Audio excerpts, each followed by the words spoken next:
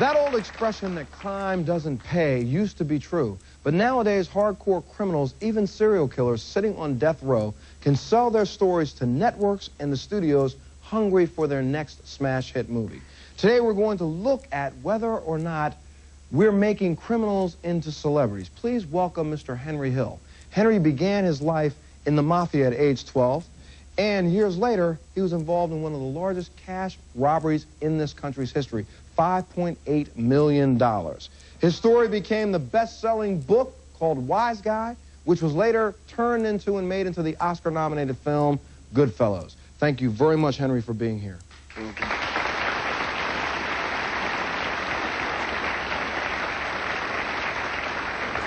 Henry, the first question is, do you feel as if though all of the things that you've done in your past, everything that's happened in your past, the fact that you were in the witness protection program, that you should now be able to cash in on that and make a living on that now because you were at one point, you know, a convicted criminal?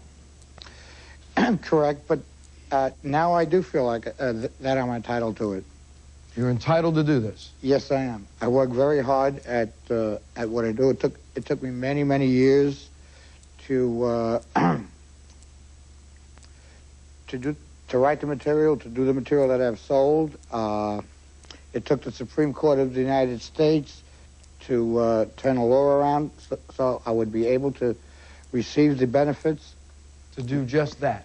Well, let me ask you this. Let's go back for a second, because a lot of people, I know just about everyone in this country, saw the movie Goodfellas. It's now out on videotape. You can rent it. You can see it on cable. You've seen it, and a lot of people know some of that story. Do you feel that it really showed a lot of your life? The character that was played in there by, was it Liotta or? Yes, Ray Liotta. It was 95% accurate, Montel, and you know, I cannot change my past. All I can do is be a better person today. I lived that life. I was a product of my environment. Fortunately, I was one of very few people that was able to change my life. 12 years ago, I got out of the mafia. I went to work for the government. I've been doing that for the last 12 years, trying to give back a little bit of, you know, of what I could give back today. And, well, you know, I live a positive life today, and I feel today I'm entitled to earn, you know, for my labor. Okay, but now let's back up for a second. During that period of time that you were in the mafia and you were working for them, you stole, correct? You extorted money out of people? Yes. You never murdered anyone yourself, is that correct? Correct. But you were present when people were murdered? Yes. You even were involved in this term, hits on people, where you helped tell who had to be taken out? Yes. I buried bodies. I did a lot of things that, you know, disgusting things in my life. It was, that was part of the life. That's all I knew at the time. It was like being a soldier. I followed orders from the commanders, and I did what I had to do. Fortunately, but you know, by the grace of God, I was able to change my life and get out of that life. But looking at the movie and thinking about the movie, and I've seen it, I don't know, 5, 6 times, I think, total, I saw a person a younger version of yourself, and I saw this person who seemed to he enjoyed everything he did. When somebody got their face smashed in, he laughed. When he saw a person get shot, a young man get shot in a basement over a card game because he wouldn't deliver water fast enough, based on your life story, a person was shot and killed. How did you feel during this period of time? Were you really that character? I mean, the way you looked, the way you acted, you know, with no remorse, did you really feel that way? At that time, until I had no remorse. And, you know, it was something that was instilled at me at 10, 11 years old, and it was a way of life for me. How about now, though? Now that the Supreme Court has overturned some of the rules, and it was a ruling based on the son of Sam and his murders, where the Supreme, or not the Supreme Court, but I guess the state court said murderers or people on death row could not earn any money for their stories with the press or in any way, shape, or form. Then this was overturned for you, and for now everyone on death row. Correct. How do you feel today knowing that people like Dahmer, Richard Ramirez, Wesley Allen Dodd can get paid hefty amounts of money for all the tragedy that they've caused in people's lives, even yourself? Well, the Supreme Court left it open. They left each state now to change the laws, define them down, and not make it as broad as it was in the beginning. And if anyone has read the decision, they would understand that. I mean, it was a First Amendment right that was reversed. And a First Amendment right? Well, no, there's a right in the First Amendment to freedom of speech and to be able to write what you choose to write. Correct. But it's a different story to be able to make money off of other people's tragedy, in a way. I mean, if you write the story, you're on death row. Do you feel that Dahmer should be able to receive $1 million, $2 million for his story? Personally, no. But now, what do you think about the people who are family members of some of your victims? Should they share in some of the wealth that you're making, recounting the stories of their own deaths?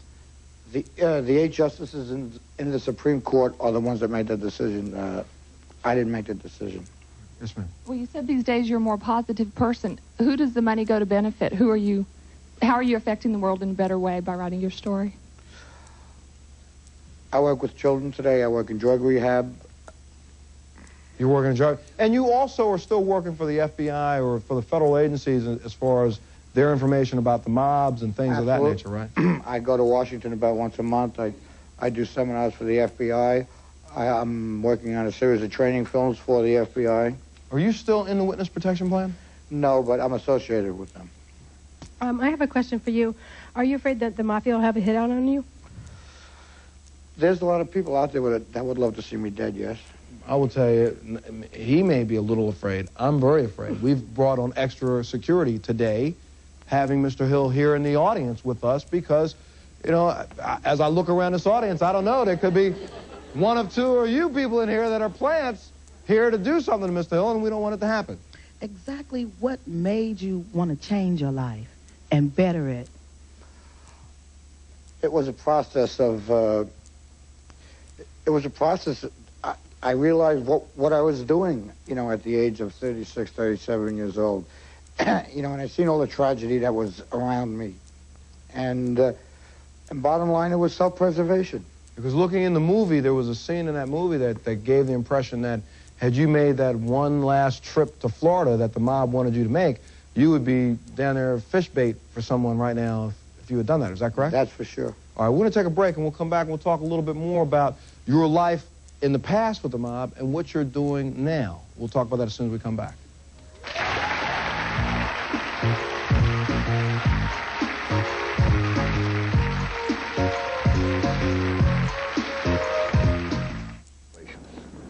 Here's your graduation present. Listen, what for? I got pinched. Everybody gets pinched, but you did it right. You told them nothing, and they got nothing. I thought you'd be mad. Man, I'm not mad. I'm proud of you. You took your first pinch like a man, and you learned the 2 greatest things in life. What? Look at me. Never rat on your friends, and always keep your mouth shut. We're talking about whether or not crime pays, and that was a clip from the movie Goodfellas depicting really your life, Henry. You got involved with the mob at age 12, is that correct? Yes, sir. And let's fill us in with some of the details here. I mean, the movie made it seem as if you just kind of walked into the mob. I mean, were you recruited into the mob? Was it something that you asked to start doing? No, I was a little kid, and these people were the role models in my neighborhood, and I was attracted to them. I was addicted by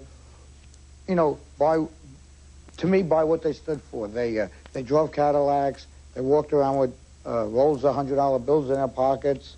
They never worked. My father used to go to work every day with his toolbox.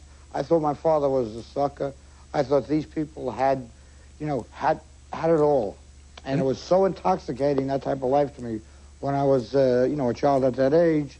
And I was just sucked into it little by little by little. But after you were sucked in and you started doing the things that they wanted you to do, did you stop the day? I mean, what went through your mind the first time you had to do something that you knew involved taking somebody's life? Personally, I felt terrible about it, but I got pats on the back. At home, I never got that. I felt part of. At that point in my life, I had felt part of something. And how old were you? How old were you when that happened? The first time you were involved in someone's life being taken? 16 years old. 16. Yes, ma'am. I was just wondering, earlier you said that you had no remorse during this time, and yet now you don't mind reaping the rewards of telling your story of that time. It seems like you haven't really learned because you don't mind taking what you did wrong and making money off it. No, I feel in the last 12 years, I have given back what I've taken.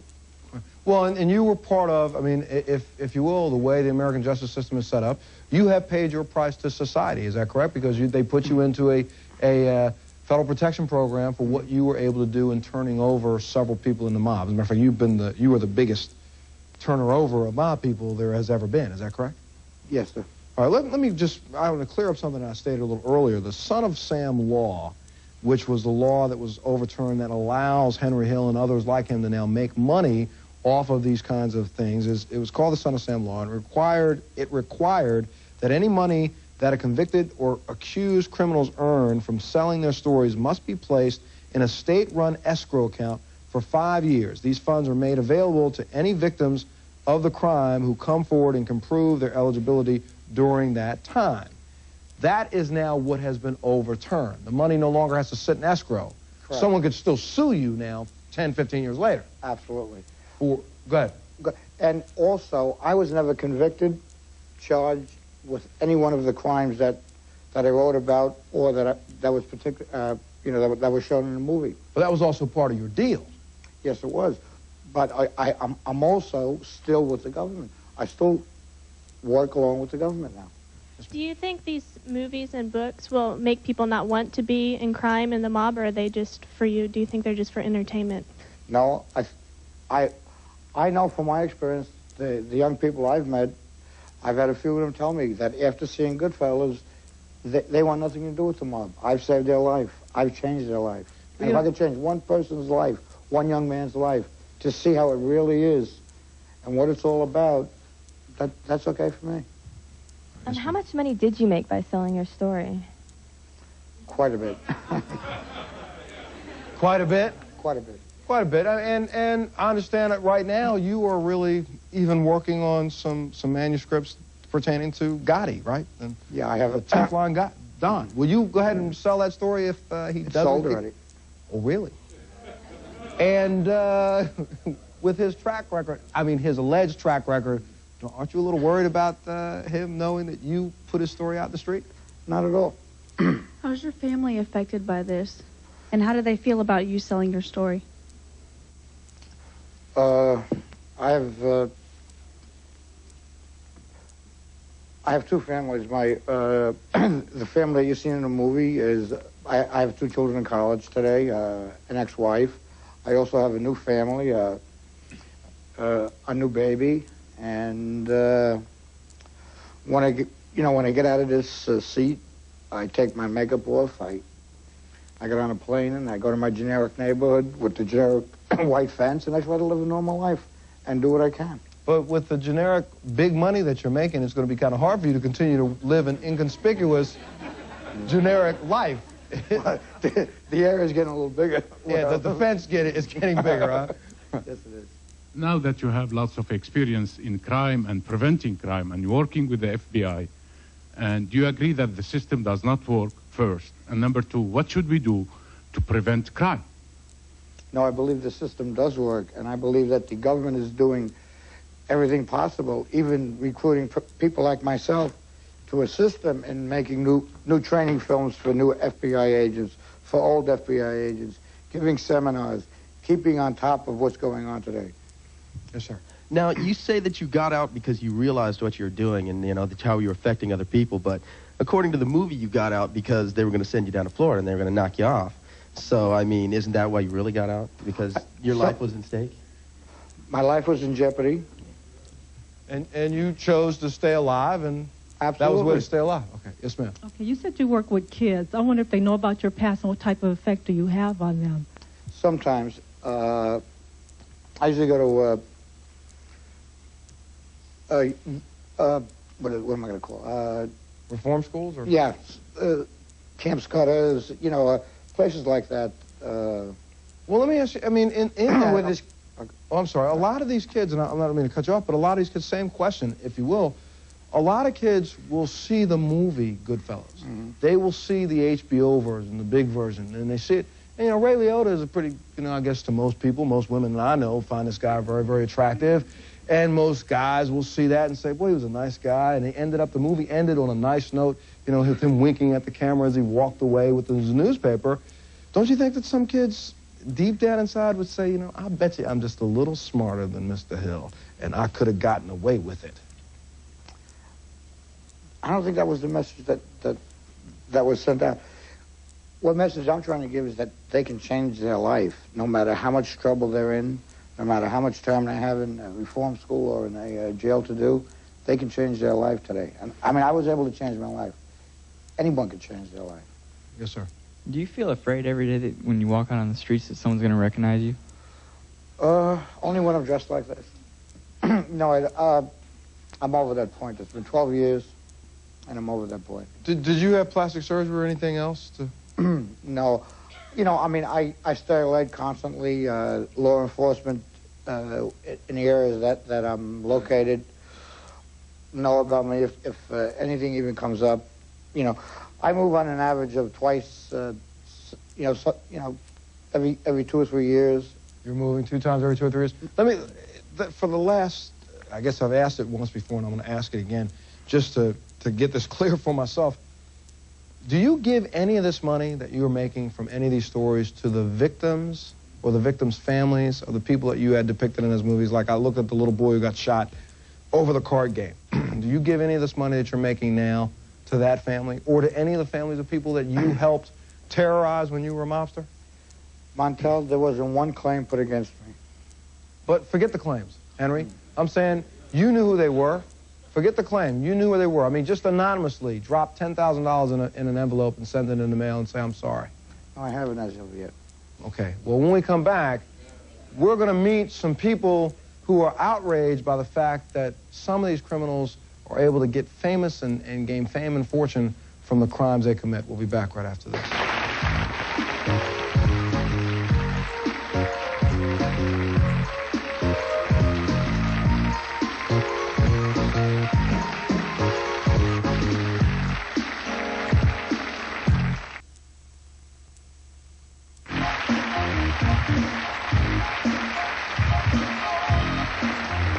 We've been talking about whether or not criminals and murderers should be allowed to make money off of the tragedy that they have committed. Please welcome my next guest, Mr. Jerry and Nasa Moskowitz. In 1977, their daughter Stacy became the last victim of David Berkowitz, the infamous son of Sam. Before his arrest, Berkowitz took 6 lives and terrorized New York. He's now serving a life sentence but is eligible for parole in the year 2003. Virginia Peterson, who survived a brutal attack by serial killer Richard Ramirez. Big deal. Death always went with the territories. I'll see you in Disneyland. Ramirez, known as the Night Stalker, was convicted in 1989 of 13 murders and was sentenced to death. He's currently facing new murder charges in San Francisco and is not on death row. Also joining us is Dolores Nader. Dolores' son, John, was murdered in 1977 by serial killer John Wayne Gacy. Gacy was convicted of murdering 33 boys and now sits on death row in Illinois. And finally, joining us also is Mr. Roger Worsham. Roger is the owner of Mother Productions, a company that manufactures serial killers trading cards. And I'm digging in my pocket to kind of like just show a few of these to maybe people in the audience. Why don't you just hold that one? Take a look at it, read at the back. Read the back of the card. You take a look at this one. Here, you can take a look at that one. How about you? You take a look at one. Let's have some people peek at these. Grab one.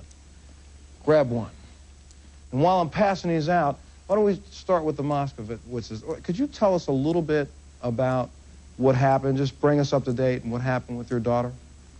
Good. What happened to my daughter? She was on a date. And this nitwit came up to the car and just killed her for no reason at all. And you weren't aware that any of this had happened when the police called you? Correct.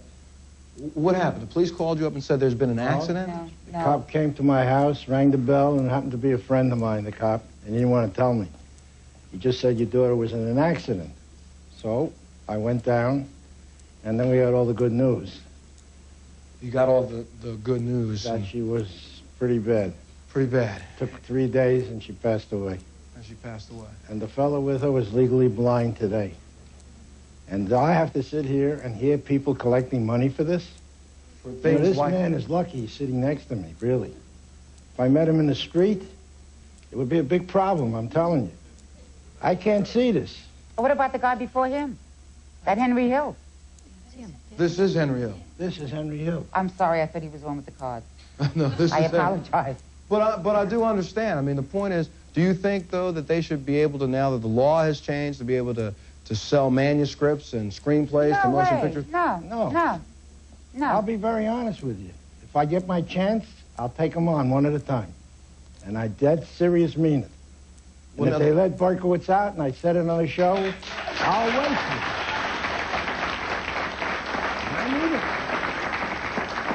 But let's just, I'll ask you this question, kind of crazy one, but what if Berkowitz tomorrow sells a book, a manuscript, for $35 million? The question, people are shaking their head in the audience looking at me when I'm asking this question, but the question has to be asked. $35 million, and he hands the family, you, $15 million I'm of that. not interested in money. I know, I'm just so... I go home and I see an empty room. I go to a cemetery, I see my daughter laying there.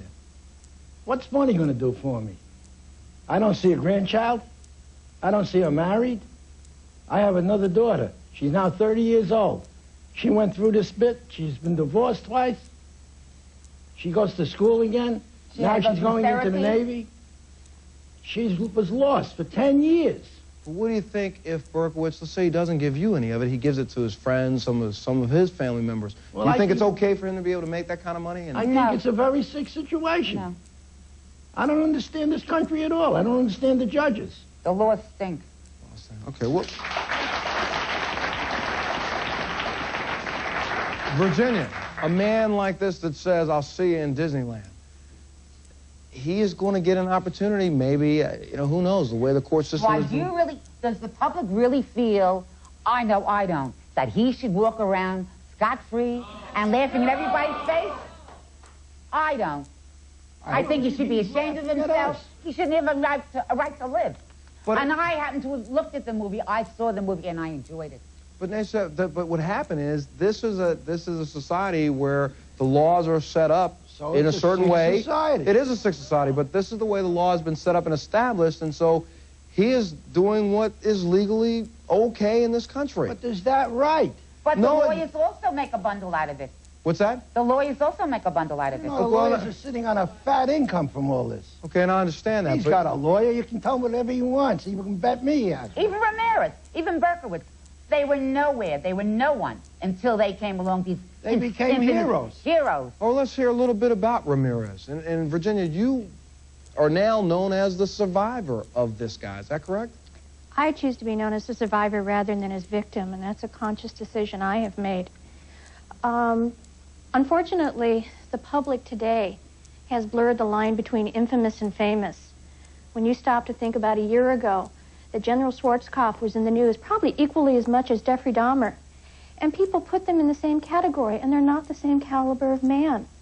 But we as a society are allowing that to happen. We would spend more time 2 or 3 weeks ago watching the trial of Dahmer, if it was on this, whatever the station is called, it's like the crime station or the court station. People spent more time watching that than even paying attention to the presidential candidates' debates. This is what this country seems to be hungry for. You're absolutely right. And what needs to be done, and there are many victims throughout the United States that are uniting together to try and educate the public, to try and give them the information so that they can make a conscious choice if this is what they want. Because unfortunately, there is only movie producers, book writers out there telling the glorification of the criminal. And making him look really glorified. That's right. I want everyone in the audience that I just gave a card to stand up. If you receive the card, stand up for a second. Let me see where you are. What do you think about this card? I think it's sick. And who did you have? You had David Berkowitz. You had the Berkowitz card. And it's got a picture of Berkowitz on the front with a whole description of what he did. Which card did you have? I'm Richard Speck. Richard Speck, and he was the guy who murdered all the nurses. What do you think of this? That is sick. I don't know what he's hoping to accomplish by producing these cards. Look, read the name on this one. Lee Harvey Oswald. We're glorifying a man who is, well, even though there may be speculation that he didn't commit the crime, we're glorifying a man who murdered the president. How about this one? This is deranged. This is disgusting. What's the name on it? Sirhan. It's Sirhan.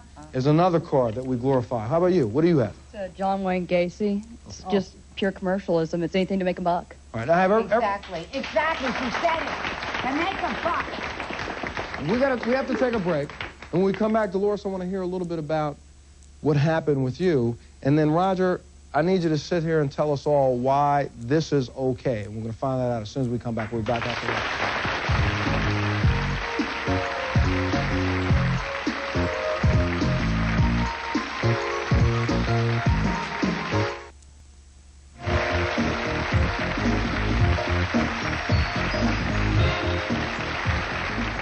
We've been talking about whether or not this society turns criminals into celebrities. And, Virginia, we were talking a little bit about Richard Ramirez before we went to break. When did you feel that the tide had changed and he was being glorified or turned into a celebrity rather than being revered as the scuzzbucket that he is? I would have to say it came during the trial when networks designed logos to enhance their coverage. Logos are something that you would think that would advertise a subject or a product to be sold. Several news stations and a local radio station designed commercials around him. For example, one local radio station would have menacing footsteps coming down a hallway, and they would say, "When someone was stalking LA, we were there."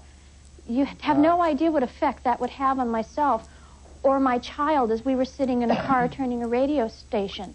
Or you're sitting in front of a TV and you see a montage of current events and you see that hideous grin in front of you.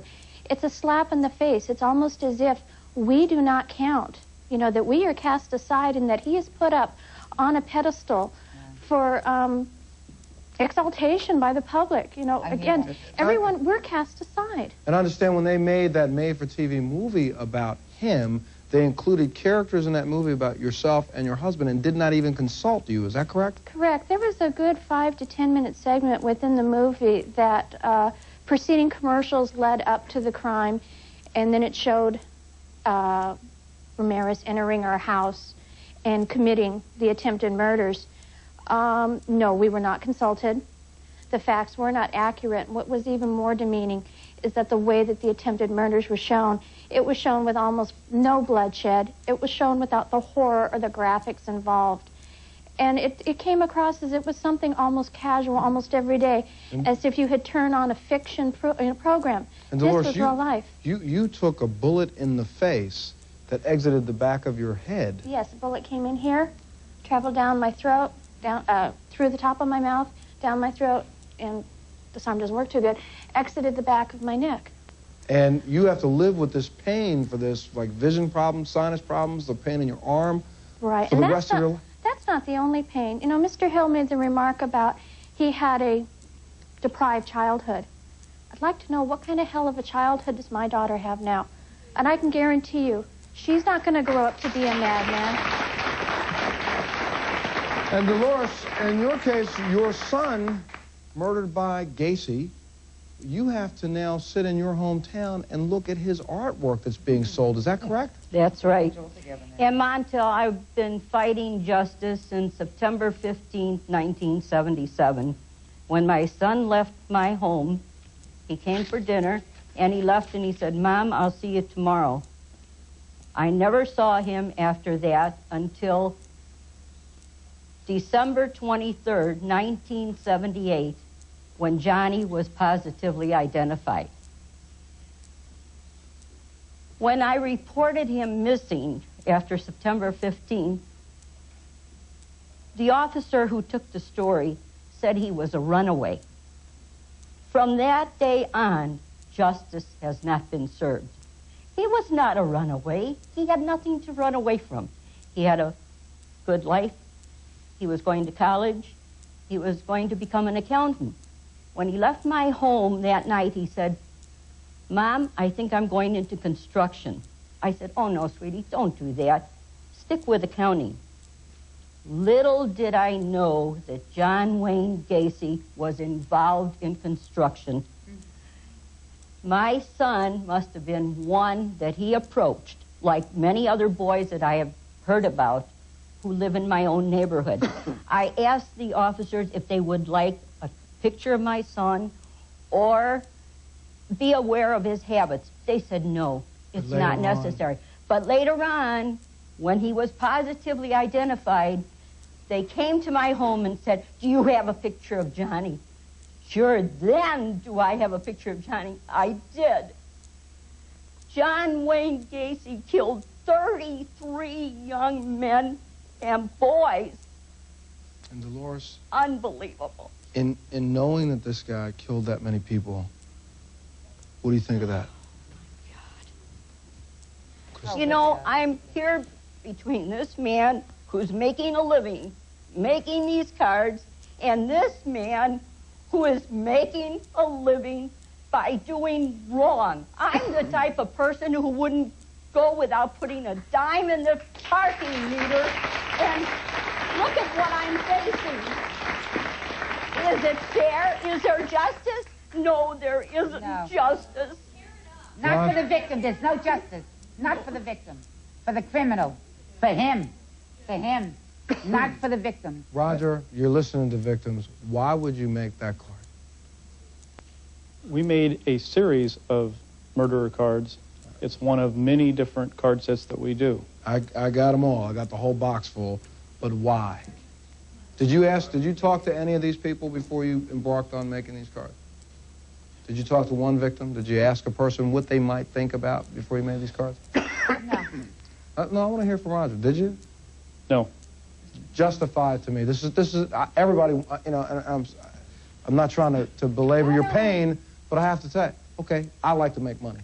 Everybody likes to make. Everybody here like to make money? Right, yes. This is this kind of a society, we want to make money. Is that the purpose? You want to make money? Be upfront. Yes, I'd like to make a living, yes. Make a living, so why this way?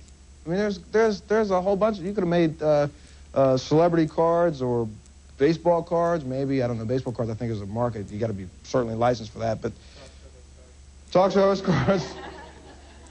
all the card sets. That was a pretty funny man right there. All the card sets you're mentioning would take licenses or a lot of money to buy these card sets. So you don't need a license to do this? No, this is one of quite a few different subjects that we have done. It's no different than talk shows, like your talk show or other talk shows doing... Oh, what we're trying to do is put our point, get our point up. Isn't this what is called public domain? This is public domain. It is, once we put it on the air. Now, the card thing, though, what happens now that the law has been overturned?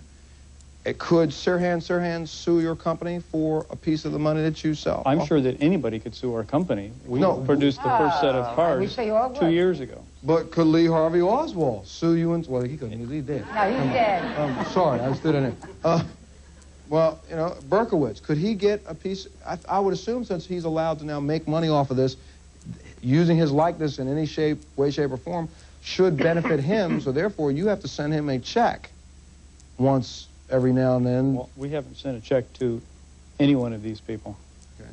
And Gacy, would you, if let's say the court tomorrow says to you, you owe them their just reward for what you have done, well, you'd have to send Gacy a check.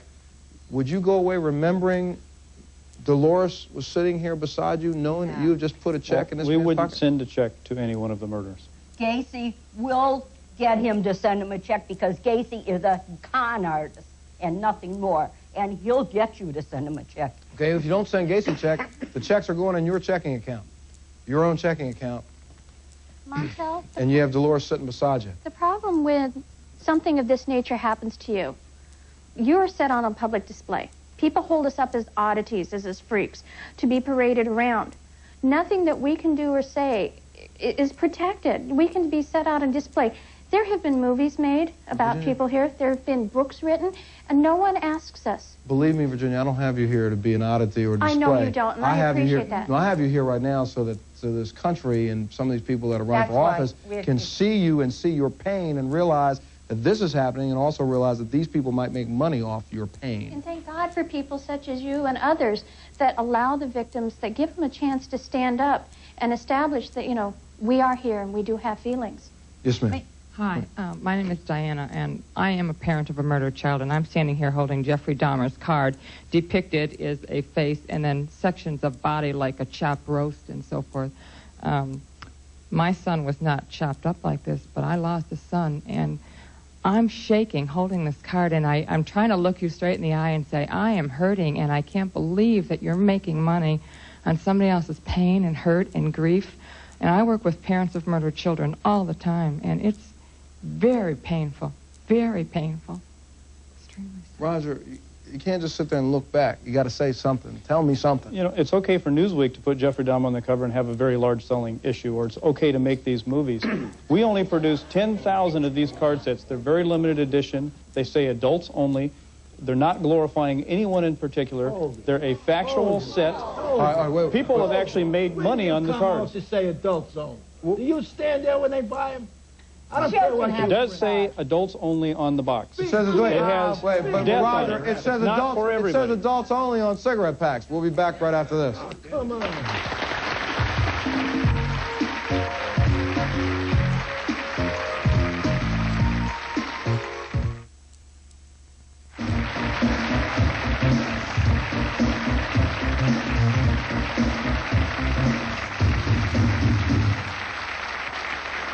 We've been looking at whether or not crime pays, and Roger, again, a lot of people are asking the question, and I'm going to get on your side for a second. I mean, if there was a product that in this society, because this is covered by the First Amendment, is that correct? Yes. It's also covered by interstate commerce. There's nothing that would prohibit you from doing this. So what's the matter with the man making money? What's the matter? Here. First of all, I don't see how someone can take the lives of victims, their parents, and take them and just brutalize them with seeing these cards of the people that killed their children or their families. How can you do that? I mean, you're just sitting here on the show just to make money, to make a profit, because when people see the show, that's why you're here. I don't think you're here because you have no feelings for these families. I think you're just here because you want people to make money off of your product. What do you say, Roger? The show hasn't told the people where to buy the cards or how much they are, so I'm not getting paid to be on the show.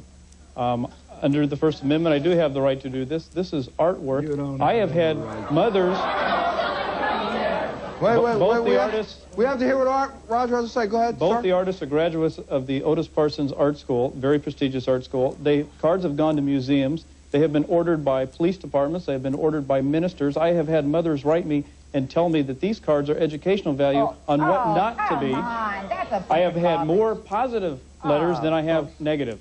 Yes, sir. Okay, to both the gentlemen on the end, do either one of you donate any of money that you make to victims of crimes, or yes, they donate it in their pocket. Anything? How about it, Roger? Have you donated any of the profits that you've derived from this to any of the victims? Well, it's not like I make millions like selling a movie. I only do 10,000 of the card sets, and then they're sold out. They're sold out now? The first set is sold out. Do you intend to make them again? No. Machine breaks. Sir, I'm sorry. I have to tell you that this is extremely sick. Do you sell these with gum? I mean, are you... There is only one card company that's allowed to sell gum with their cards. We do not put gum on our cards. This does market to children because these look like baseball cards. No, they're in a box that says adults only. All right, we've got to take a break. We'll be back right after this.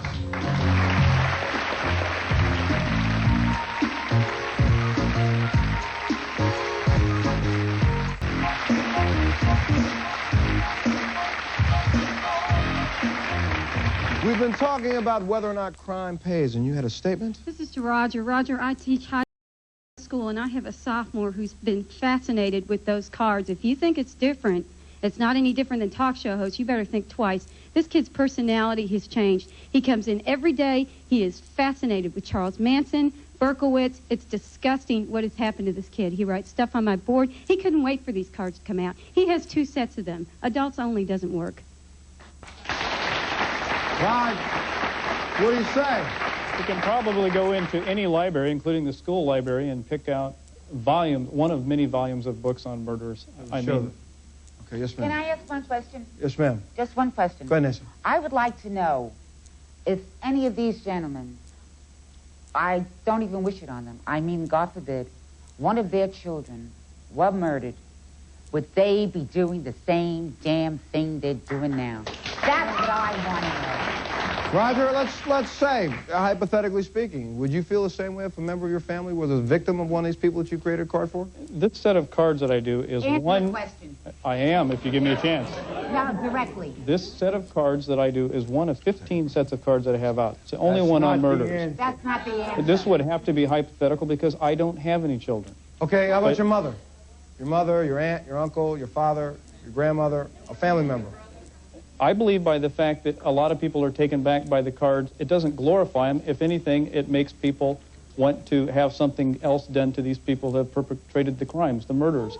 I'm not glorifying them. Okay, just a second. Let me get a question right here. Yes, ma'am. I hate to do this, but I feel like we're directing our anger at almost not the wrong person, but we need to dig into the people who are making the laws. He's just doing what he sees as what's going to make him money, and it's not him. He's just working with the system. We need to reach the people up higher who can change things. He cannot change anything. Someone else is just going to make the cards if he doesn't. I think we need to reach higher. There's already and that's an interesting point because there's already 2 other companies that have produced these cards. And that's a very interesting point because right now there's a proposed bill to outlaw serial killer trading cards. Legislation in Maryland and Arkansas have been introduced in an emergency bill format to prohibit the sale of trading cards depicting criminals who have committed heinous crimes and propose there be a misdemeanor penalty for any violation of the printing of those cards. We have to take a break, and right after this, we'll be right back to finish up and see if we can get to a bottom line.